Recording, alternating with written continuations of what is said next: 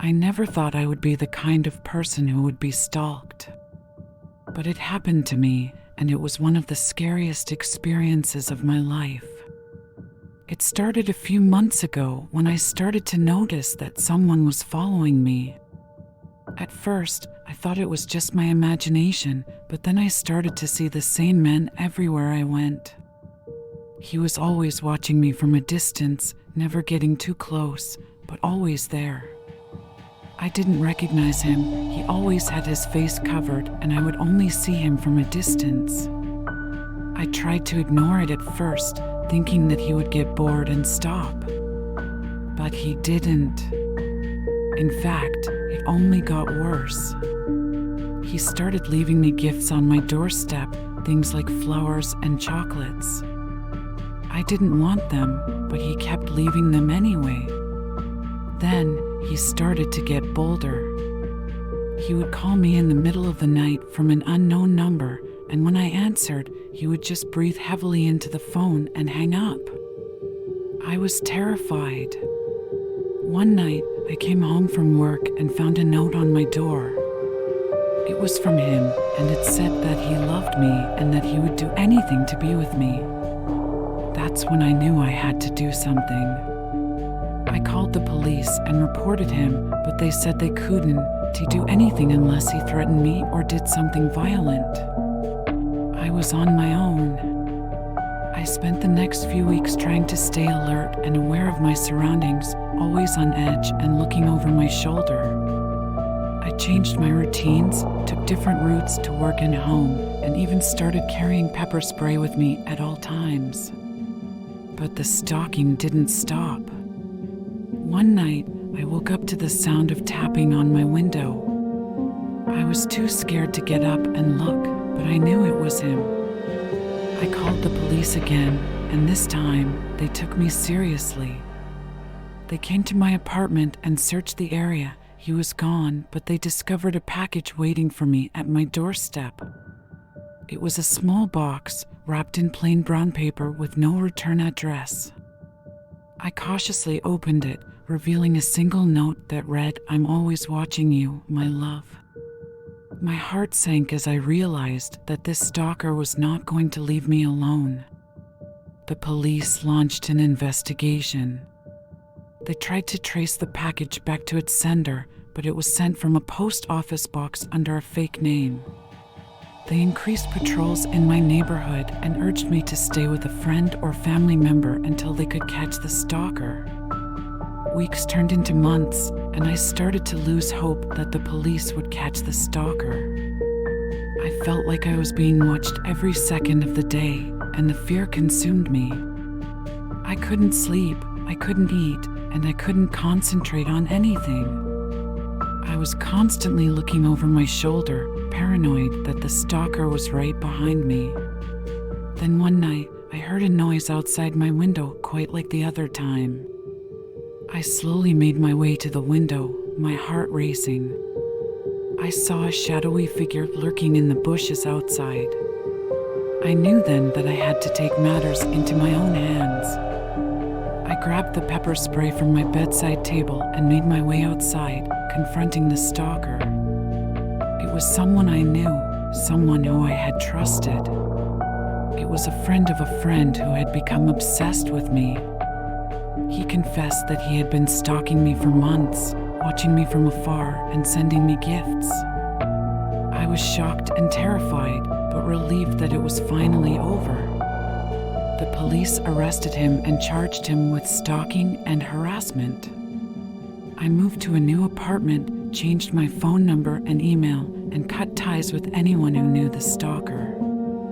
Years have passed, and the memory of that ordeal still haunts me. I am always wary of new people in my life, and I never take my safety for granted. But I have also learned to be strong, to trust my instincts, and to always fight for my own safety and well-being.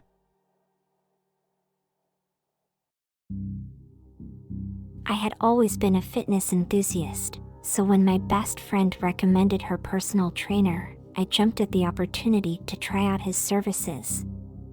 His name was Jake, and from the moment I met him, I could tell that he was a dedicated and professional trainer. He was always pushing me to my limits and motivating me to reach my fitness goals.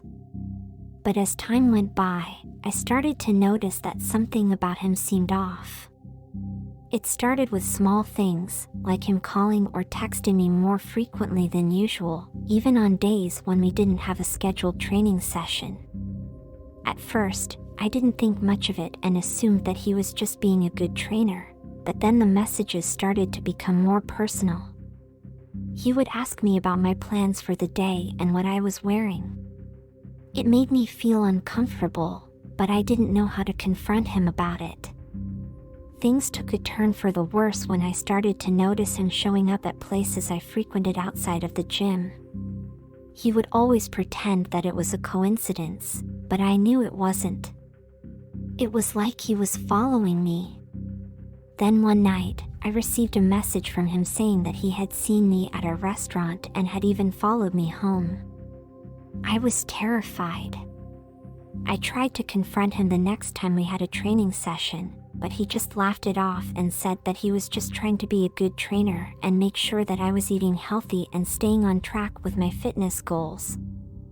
I didn't believe him. I knew that he was lying. From that point on, I started to feel like I was constantly being watched. Every time I went out, I felt like someone was following me. It wasn't until I received a message from Jake saying that he was outside my apartment building that I knew for sure that I was being stalked. I called the police immediately, and they took my statement and said that they would investigate. But even after that, I still didn't feel safe. I knew that he could be anywhere, watching me, waiting for the right moment to strike. It wasn't until weeks later, after he had been arrested and charged with stalking, that I finally felt like I could breathe again. He was fired from the gym where he worked, and I eventually returned to train with a new trainer. Despite the restraining order, I knew that my former personal trainer was still stalking me.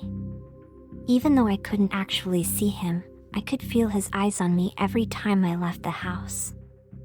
It was like he was always lurking in the shadows, waiting for the right moment to strike.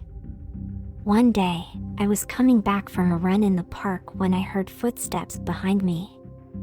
I turned around and saw him, walking briskly towards me with a sinister grin on his face. My heart skipped a beat as I realized that he had followed me all the way from my house. I tried to run, but he was too fast. He grabbed me from behind and dragged me into the nearby woods. I screamed and struggled, but he was too strong. He pinned me to the ground and started to tear at my clothes. I fought back with all my might, but it was no use. He was too powerful. He was about to hurt me when I saw a flash of light and heard a gunshot. The stalker fell to the ground. It was the police. They had been tracking him for weeks and had finally caught up to him. They had been waiting for him to make a move, and I had unwittingly led him right into their trap. I was safe now, but the memory of that night still haunts me. I can't help but wonder what would have happened if the police hadn't been there to save me. I still feel violated and scared, but I am also grateful to be alive.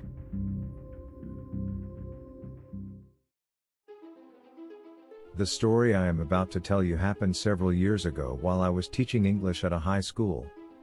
I enjoyed my job very much, and my job was always made easier when parents showed a lot of interest in their children and were very involved in their education. However, I never thought I would be the victim of stalking, especially not by a parent of one of my students. But here I am, living in constant fear because of her. It all started innocently enough.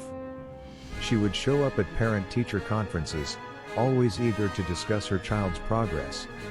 I didn't think anything of it at first. After all, it's not uncommon for parents to take an interest in their child's education. But then things started to get weird. She would linger after the conferences, asking me personal questions about my life and showing an unusual interest in my hobbies and interests. It made me uncomfortable, but I tried to be polite and answer her questions as best I could. Then, one day, I found her waiting for me in the parking lot after school. She had baked me cookies, which I initially thought was a sweet gesture, but then she started telling me how much she admired me, and how she wished we could spend more time together. It was clear she had developed an unhealthy obsession with me. From that point on, things only got worse. She started showing up at school events, even when her child wasn't involved, just to see me. She would send me emails and text messages, always wanting to know what I was up to and asking if we could get together. I tried to ignore her and hoped that if I didn't respond to her, it would send her a clear message to leave me alone. Ignoring her only made matters worse. She started leaving gifts for me in my classroom, and I even caught her sitting outside my apartment building one night, watching me. I finally decided to go to the police, and they took the matter seriously, but unfortunately, the punishment she received was just a slap on the wrist. That didn't deter her, though. She continued to show up at school and events, always staring at me with a creepy smile on her face. I couldn't take it anymore. I quit my job at the high school and began teaching at a local college, hoping to put the whole situation behind me. I was wrong. About 2 years later, I received an email from her. My heart raced as I saw her name in the sender's field. I hesitated before opening it, but my curiosity got the better of me. Dear Mr. Jackson, the email read, I heard that you are teaching at the college where my daughter will be attending this fall. I look forward to seeing you soon. My heart sank as I read the email. I thought I had left her behind, but now she was back, and I knew she would continue stalking me. I tried to shake off the feeling and focused on my job, but every day was a struggle, knowing she was out there, watching my every move. As the fall semester started, I saw her daughter in one of my classes. She was a good student, but every time I saw her, I couldn't help but feel uneasy. I knew her mother was still out there, watching me, waiting for the right moment to strike. I received emails, phone calls, and even gifts from her, all unwanted and all making me feel more and more uncomfortable. It was like I was constantly being watched, even in the privacy of my own home. One day, I decided enough was enough. I went to the police and told them everything.